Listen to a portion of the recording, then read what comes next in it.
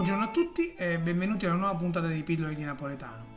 Oggi parleremo di un termine che è molto usato in napoletano, mai con accezioni positive.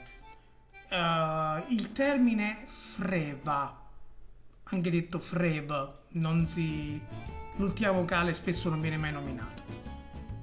Come si può facilmente intuire, sarebbe una traduzione dell'italiano febbre, ma non ha molta attinenza con il contesto italiano, in quanto se una persona è colpita dalla freva vuol dire che è assolutamente arrabbiata e che nei confronti di un'altra persona o di una situazione e che sta completamente perdendo il controllo e o la pazienza.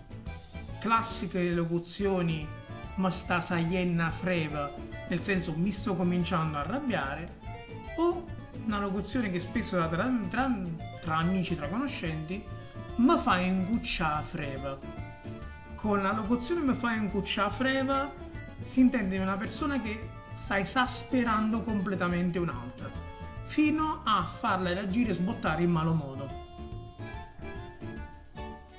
È una di quelle locuzioni, tra virgolette, inspiegabili, ma che nel contesto napoletano hanno completamente senso. Soprattutto se una persona vi rende destinataria di questi tipi di locuzioni, cominciate a capire che forse non è proprio aria, ed è il momento di levare le tende. Detto questo, io vi saluto, vi ringrazio per l'attenzione, vi rimando a una prossima puntata di Pillole di Napoletano. Come si dice a Napoli, ciao brim!